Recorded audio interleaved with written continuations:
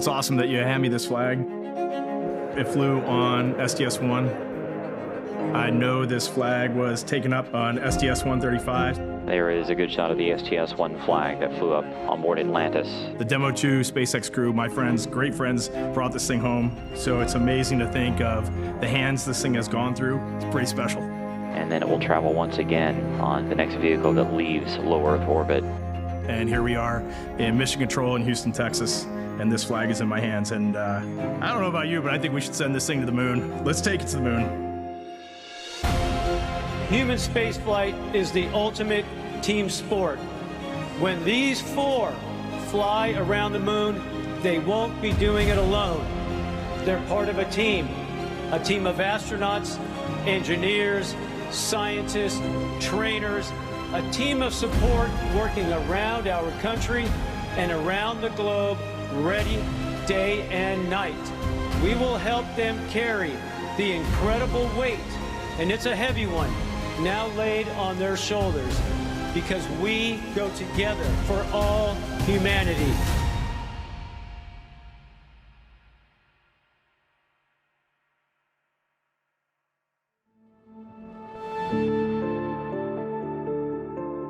NASA has a rich history of test flights, and we do it for a reason. It goes all the way back to Mercury, to Gemini, to Apollo, to Shuttle, STS-1, Station, where the two modules came together, and we put that first crew on. Demo 2 on SpaceX, a lot of work went into that. Starliner for the crew flight test. These are test flights, and they're test flights for a reason, because we're making sure that that vehicle's ready to go from an operational standpoint from that point further. And Artemis is no different. NASA was established to undertake big, bold endeavors in air and space, to undertake the near impossible. The next up is America's return to the lunar environment. What we learn from that mission is going to help enable America's return to the lunar surface. When we arrive to the moon, we're there to stay. Our mission calls for 4 names. It's difficult to pick just 4 from a group that by its very definition attracts the best and the brightest that humanity has to offer, as humanity looks to find its place among the stars. My name's Norm Knight. I'm the Director of Flight Operations at NASA Johnson Space Center. Well, let me tell you a little bit about what Flight Operations does. You could think of us as a service provider to the major programs at NASA, both for low Earth orbit and for our exploration goals to Moon and Mars. We plan, we train, and we go execute and fly the missions. Assigning a crew for a mission is complicated, I'll tell you that. We look at our experience base and we say, all right, here's the mission, in this case Artemis 2, higher risk, being a test flight, so what complement of experience base do we want on this mission? With a test flight, we typically like pilots that have test flight experience, test pilots. In addition to that, you look for cohesiveness with a crew. We need mission specialists on board that are able to do a lot of the tasks. We go look at an experience base within the office and say, who best can fit these needs? How can they work, or will they work together in an environment that's cohesive to aligning to the mission? And you end up with an experience base with those crew that then provide everything possible to guarantee mission success going forward. As head of flight operations, I have the privilege of getting to know each and every astronaut. The best part of my job, is that I'm surrounded by people who inspire, who give hope to those that might follow in their footsteps. I want to thank you all for sharing in this moment today, and thanks to our crew, Reed, Victor, Christina, and Jeremy, as they get ready to embark on this journey. It has been an amazing journey the last 2.5 years. We have just built a tremendous amount of trust between the 4 of us. This crew cohesion, we're at the point now where we are ready to go fly. For us, Artemis 2 is about much more than just going back to the moon. It is about the pursuit of excellence. If you want to go fast, go alone. If you want to go far, go together. And we are going together, and our mission success is built on handing off a starting point to Artemis 3 that sets our country and our partners up to go back to the surface of the moon. Sending machinery around the moon, beautiful machines, is a challenge. Adding humans takes it a giant leap forward. And there is a lot of work that goes into integrating people into the system. This is a very serious endeavor. This is absolutely a test flight. The last time we launched was more than 3 years ago. It did not have crew on it. It was not a completely like-for-like spacecraft on top of the SLS architecture. We basically invented all of the training for the Orion spacecraft and the rocket and put it all together, and now we're in the middle of giving all of that information to the crew to prepare them for the launch. For me, the heart of Artemis 2 are the individuals, the people that are on board that Orion capsule. They are going to represent us as humanity going out into space on this incredible journey. And to me, that's the real piece there, is the human element. I'm Reed Wiseman, a NASA astronaut and commander of the Artemis II crew. I guess if I'm going to answer who I am, first and foremost, I'm a dad. I was a pilot in the Navy. I'm an astronaut. I'm a lover of nature, lover of the Earth, and in general, I just try to be nice to people. I've known Reed a long time, and just an absolute great person. He is very strategic in his thought process. I consider him big picture. His leadership style is really obvious. He's looking for ways to let all of his really talented, experienced crewmates own parts of the mission. Over his career, Wiseman has spent over 165 days in space. In the office, he was the chief astronaut, which is a very tough job.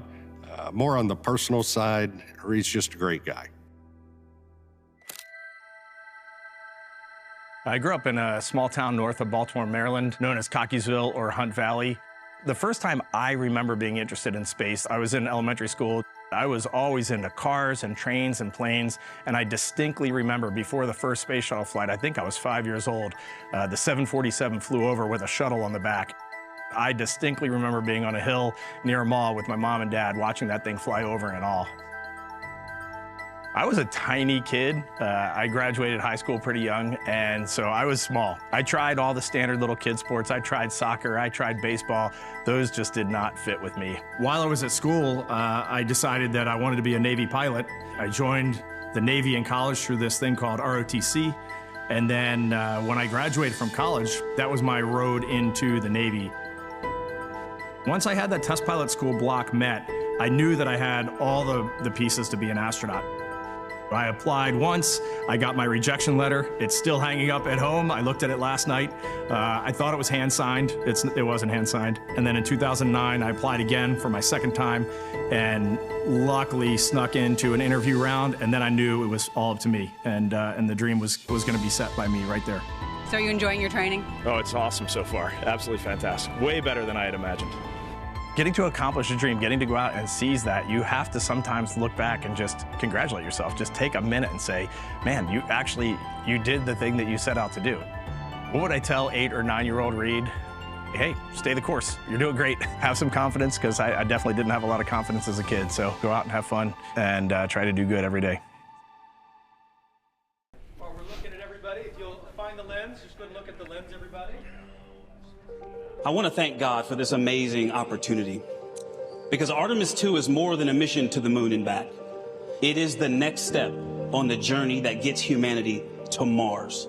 Victor Glover, he's a lieutenant commander in the United States Navy. He has more than 2,000 hours of flight time.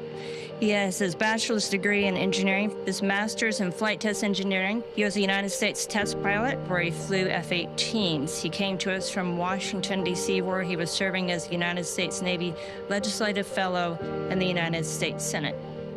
My name is Victor Glover. I'm a NASA astronaut, naval aviator, and a former test pilot. The back of my baseball card, the most important things would be right at the top. It'd be a husband and father to 4 beautiful daughters.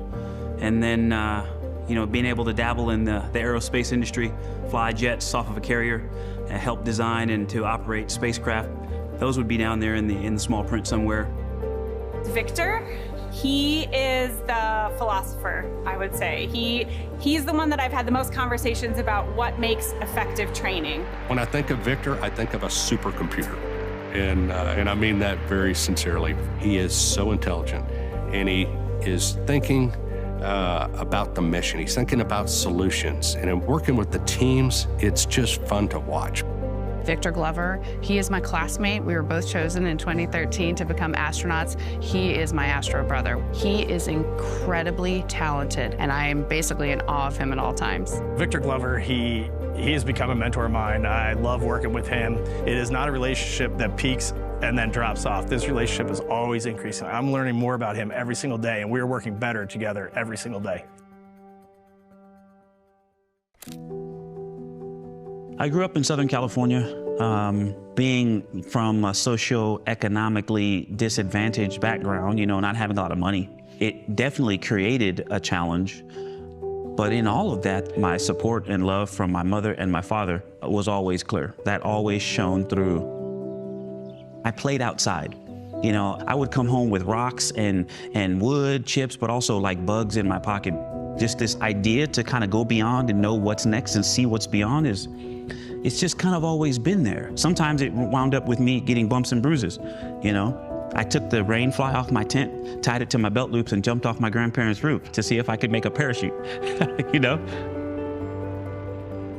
As a child, seeing a shuttle launch on television, really, it captivated me.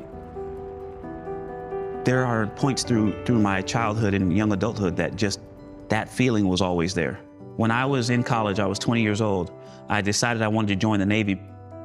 And when I told my dad I wanted to join the Navy, I told him I wanted to be a Navy SEAL. And he said, okay, you might enjoy that. But with an engineering degree from Cal Poly and being a pilot, you might be able to go on and become an astronaut. My dad made a suggestion that changed the arc of my life, literally changed the trajectory of my life. When NASA announced the astronaut piloting its Artemis II mission, Victor Glover Sr. was watching. Obviously, I had tears in my eyes. I was wiping the tears away. Deep down inside, you knew, he's going to be a part of something special. Being able to go to space is just, I think, a sign of the willingness, the work ethic, and the adventure, and the opportunity, the timing coming together. So many people have poured into my life that, if anything, I'm actually reflecting from so many sources. And again, I am blessed. I've been blessed.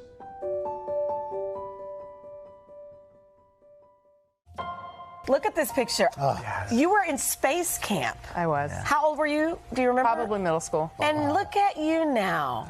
She has a Bachelor of Science degree in Electrical Engineering from North Carolina State University, a Bachelor's in Physics, and a Master's in Electrical Engineering. She's also done some interesting expeditionary work, so please welcome Christina. Christina Cook, one of our mission specialists, a great person, just a great personality, easygoing, very detailed, and task-oriented. She is the person that makes sure that everyone walks away from some training with the right understanding. She speaks up and asks the question, and then usually the whole room is like, yeah, I had that question too. Christina, she brings a science mind to these activities. I'm so excited that she has the chance to go to the moon and help lead the science as a whole. First, she's just a great person. And then second, she is really outgoing, outdoorsy human being. So she is always off doing something that I wish I was off doing. Her background as an explorer and someone that just, lives to explore and loves life and adventure, space, she's a natural. Well, I was born in Michigan, family of farmers, and I ended up growing up in North Carolina. My particular family moved there, and both places were just incredibly important in terms of forming my values and who I am. I would describe that little girl as someone that loved to be a part of everything. My dad and I were always working in the shed. We called it shed heaven. He was always teaching me how to fix things, how to make things. For me, the moments of exploration as a child were ubiquitous. I was always exploring, whether it was on the farm, going around on the trails, under the trees, climbing the trees, or in my own backyard. The idea of celestial bodies, the moon, the stars, what all that meant, seeing the Milky Way, these were things that really drew me in. I myself was inspired by the Earthrise photo taken on Apollo 8. I had it on my bedroom wall as a kid. And the idea that we can take a picture of all of humanity at once, that will be a big moment. Christina Cook, your record holder, she is out, thumbs up, and a huge smile. She returns to Earth as a record holder, the single longest stay in space by a woman. What advice would you give to a girl my age who wanted to become an astronaut when they grow up? You know, I did have those conversations where small kids were surprised that I was an astronaut because, quote, I wasn't a guy, I wasn't a man. And for me, that sort of set the bit that it was important to demonstrate by representation that anything is possible for anyone who has a passion and who's willing to work hard to achieve that dream. To see that tide changing and to recognize that we can affect that change by the decisions we make to go by all and for all is really inspiring for me. A Canadian is going to the moon. That makes me smile when I say that. I know Canadians could not be more proud. Proud to have for the first time a Canadian astronaut who will travel to deep space as part of the Artemis II mission. I'm Colonel Jeremy Hansen, an astronaut with the Canadian Space Agency. Jeremy Hansen, a Canadian F-18 pilot. He hasn't had an opportunity to fly in space yet. I really look forward to him being able to see his home planet from space for the first time after his 15 years of training. It's interesting because when I think of Jeremy, while he's a rookie, I don't think of him as a rookie. And that says a lot about Jeremy. He's very prepared. He's a quiet, confident leader.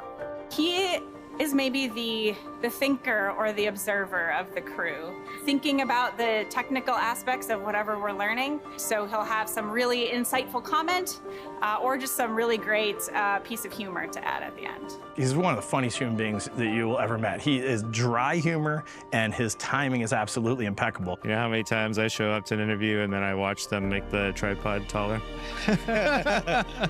Just about everyone. But the other neat thing about Jeremy that a lot of people don't get to see is he is incredibly creative. His creativity in making this spaceship like a playground and actually knowing it for its fundamental capabilities could potentially save our lives on this mission. I've definitely spent some time contemplating my first launch to space, and you know, the first thing that comes to mind for me is what I'm going to feel like the day before. I imagine I'm going to be very pensive the day before. I'll be leaving the planet. I'll be leaving my wife and 3 children behind on the planet. I know what's going to happen the next day is risky, but I also know from my operational experiences and flying and challenges I've faced that when the day comes and it's go time, I'll be fired up. And I'll be just firing on all cylinders, riding that rocket to space. I grew up on a farm outside of London, Ontario, and just had a great childhood. I really credit my experiences on the farm with giving me some of the tools I needed to succeed in life. I went on to join the Royal Canadian Air Force. I had this passion for wanting to fly fighter jets, and ultimately that prepared me to join the Canadian Space Agency and take on this challenge of being an astronaut. It is kind of full circle for me flying out to the moon on this mission, because when I was a young Canadian, I did see an image in Encyclopedia A under Neil Armstrong of humans standing on the moon. I looked at that image so many times through my childhood. It was on the bookshelf at home, and I started just thinking about being a space explorer. I turned my treehouse into a spaceship. I created all these intricate dials made out of cardboard and popsicle sticks. I found some switches, circuit breakers in the barn that I mounted to have switches in my spacecraft. I had a control column I made out of wood and a hinge. And I was exploring space in my imagination. As a child growing up, I watched Marc Garneau fly in space, a first Canadian in space. And seeing that's what made me understand that it was possible for me to actually achieve that dream. You know, I'm driven by the spirit of exploration. I don't even know that I can tell you why, but there's just something about going to a new place and pushing the limits that really captures my passion. Super proud that Canada is joining the US-led mission back to the moon, the Artemis mission. Just gratitude for what they brought to the challenge.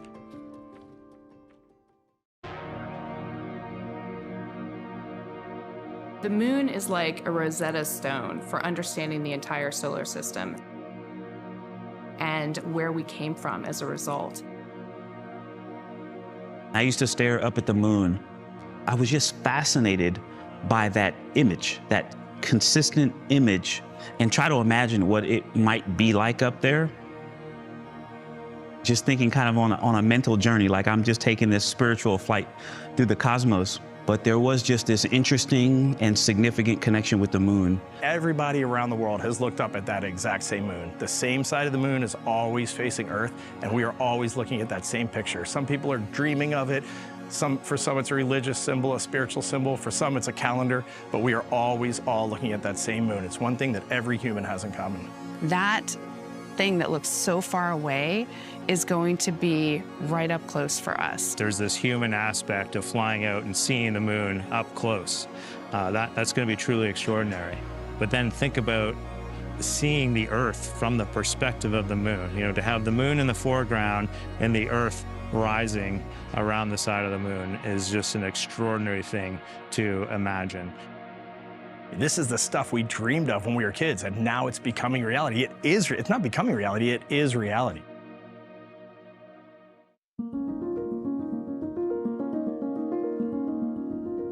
My name is Lakeisha Hawkins. I currently serve as Acting Deputy Associate Administrator here at NASA.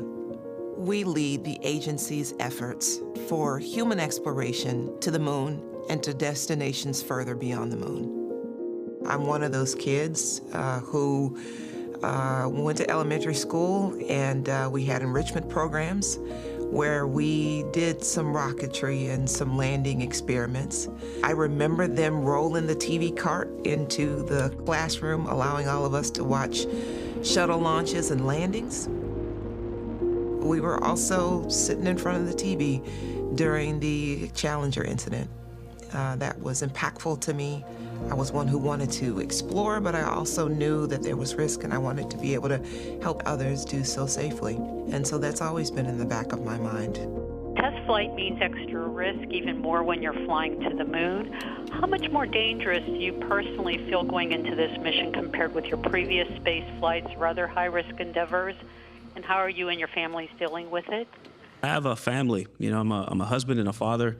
And so my family, we're preparing the same way. We talk about everything. We talk about how we're feeling and work with them to prepare as much as I train. It's very exciting to fly crew, but it's also daunting, right? Because these are people who have families, moms, dads, kids, you know, dreams, aspirations, and they're putting their lives in our hands. You know, I look at this one as failure is not an option. That's kind of cliche, you know, but I was part of the Columbia accident investigation, and I've always remembered that. I think one of the biggest things that my leadership team and me have to overcome is the arrogance and the complacency that comes with the success that we have had, and to make sure that we leave no stone unturned. We all understand there's heightened risk with, that's the biggest thing. To put it simply, there's increased risk with a test mission because you have never done that before. I already knew going to the moon was hard. Administrator, you talked about it. Kennedy talked about it. That's why we're doing it. I already knew it was hard, but boy, it's harder than I thought. Spaceflight's not safe. Spaceflight's not safe. It's risky. You anticipate issues in cases of test flights that you work through. You've done everything you can, but again, it's a test flight. You're doing it for a reason. And so the challenge of that, and what sparks me about that, is this gives us a chance to really show what we've got and really show our ability to challenge ourselves. It has been a long, long time since we have sent humans all the way out to the moon. This is new for myself to experience spaceflight like this, and I think new to a lot of the world, so it's really exciting. My name is Jackie Mahaffey, and I am the Chief Training Officer for the Artemis II mission. My grandfather went to work for North American and Honeywell on Apollo control systems.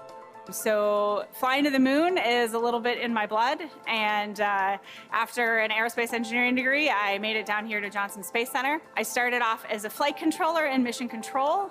Everything I did was new things. It was inventing and developing, and so in the training world that I'm in now, it's the same thing for me. This is indeed a unique training flow. What's unique about this are the aspects of going deeper into space. In addition, the way that we have to communicate. Obviously, the spacecraft is new and different, but what is the same is the teams that we are utilizing in order to be able to develop this training flow.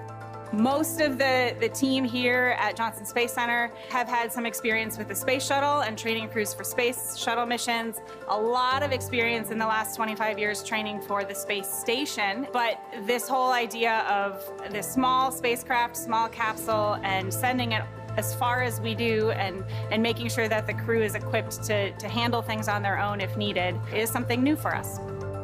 Artemis II is the first time we're flying this spacecraft, so the training materials have been developed while we've been taking the training. The way we're preparing for Artemis II at this moment is we're going through our initial simulations. So we're simulating our ground controllers here, our crew over in the mock-ups, talking back and forth, and really going through those draft procedures and flight rules with a fine-tooth comb. We do simulations in segments, but then we also do what we call a long simulation, which is let's actually practice what it actually looks like through the entire mission, which means through tanking, through countdown, through ascent, the return, as well as recovery, all of the sleeping and awake time. We do all of that in one block.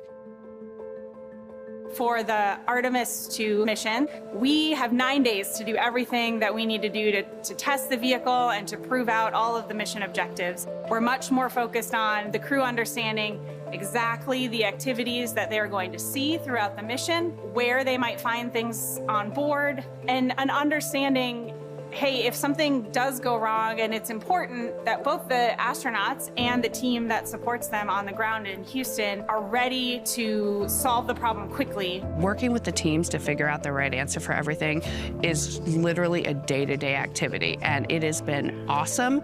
It's challenging, but it also means that this is a completely different animal. I kind of look at the whole journey of young Jeremy flying space missions in the treehouse to today in the simulator, going through failure scenarios with an incredible team and mission control. It has changed a lot. It was a lot simpler when I was young and I was doing it in my imagination. A lot of people ask me how I feel leading up to this mission inside of 2 months to go. It's not a simple question to answer. There are moments of wow, I can't believe we're so close to going, and it is super exciting. But then in the next moment, you're like, okay, I also have a lot I want to do. I totally feel like we're going to be ready. Things are going to come together, but I also have that feeling of almost like cramming for an exam where it's hey, I could use every single moment between now and flight to make just double check, triple check. And you never really know when that work is truly done. We can sit in a simulator all day long and fail different components, and we can write procedures perfectly to flesh out all of these issues. But in the end, something is going to fail in an unexpected way, and it's the process. How do the 4 crew members think about this? How does Mission Control think about this? How does the engineering support team think about this? And then how do we all communicate together to get through this failure? The Artemis II crew and the ground teams are cohesive. It takes a lot of training for the ground team to understand the nuances of the crew and vice versa. At the end of the day, they're mission focused.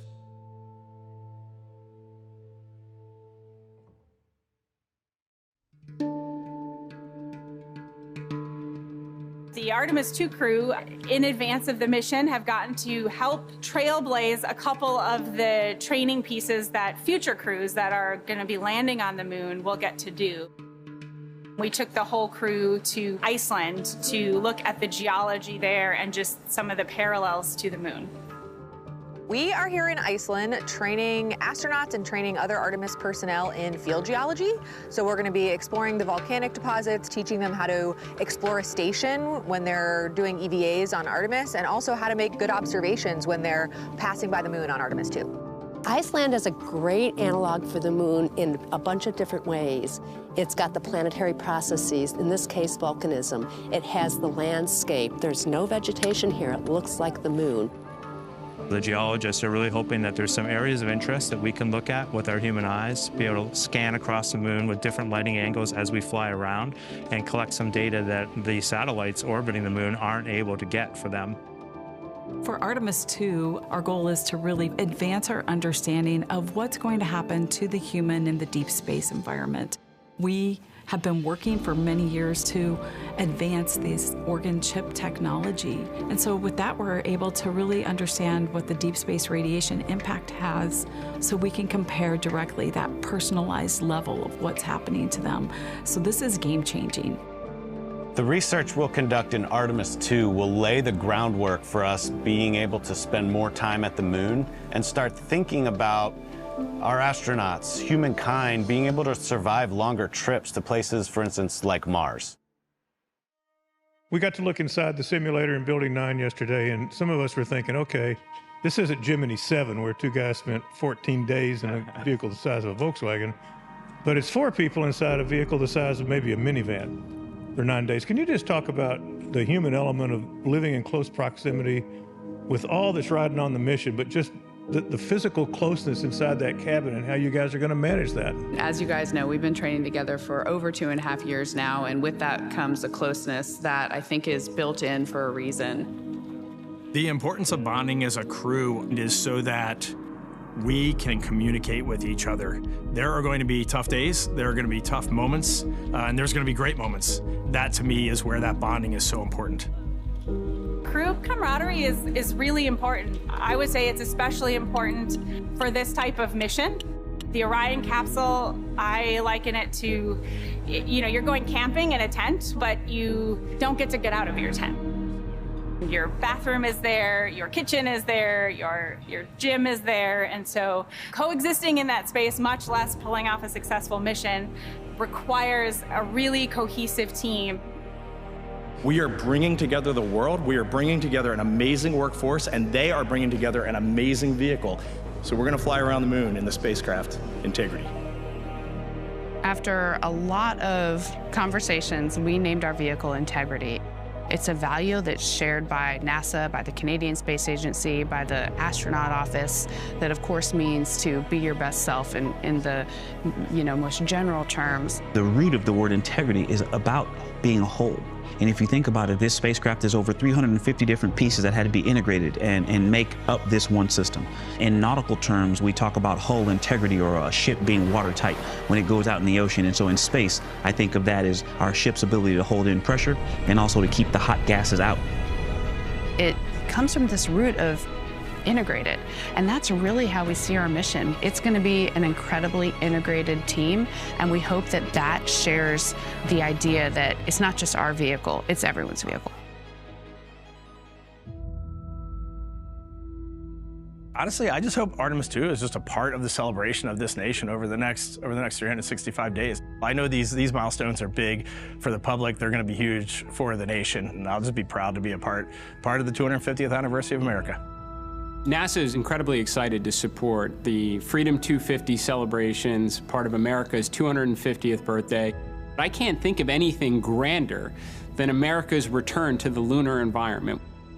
This mission means everything to me. I'm so encouraged by it because I see it opening the door for why I'm at NASA, and I think everyone else is as well. What I want to say to the men and women that built this Artemis 2 vehicle, simple, thank you. We've been around the world, we've been across our nation, we have seen the attention to detail, we have seen the workmanship, the craftsmanship, and it is a beautiful thing to behold.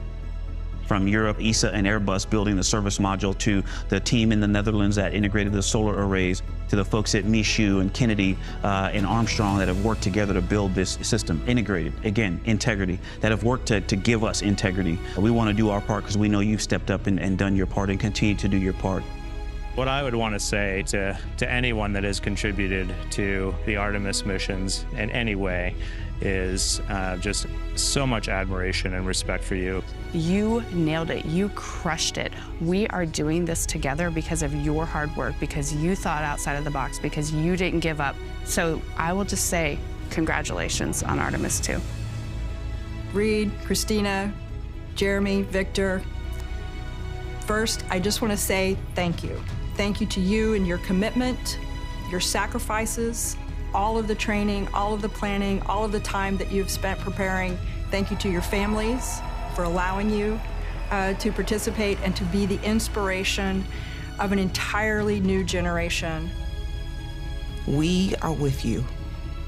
You represent us. When you get to the other side of the moon and you look back, I don't want you to feel alone. I want you to know that there are thousands of us that are crowded inside that Orion spacecraft right with you. I want to express immense appreciation for the workforce. I also want to express my appreciation to the NASA pioneers that have given us the knowledge and the tools and the foundation to be able to embark on a mission like Artemis 2 for our return to the moon and beyond. To the four of us sitting here, the measure of success for Artemis 2 is seeing our colleagues on the lunar surface and then seeing people that are following in our footsteps, walking on Mars and coming back to planet Earth. We are here to push forward with human exploration, open doors that have never been seen before, being able to take dreams and visions and turn them into reality. We are going to carry your excitement, your aspirations, your dreams with us on this mission. Artemis 2, your mission.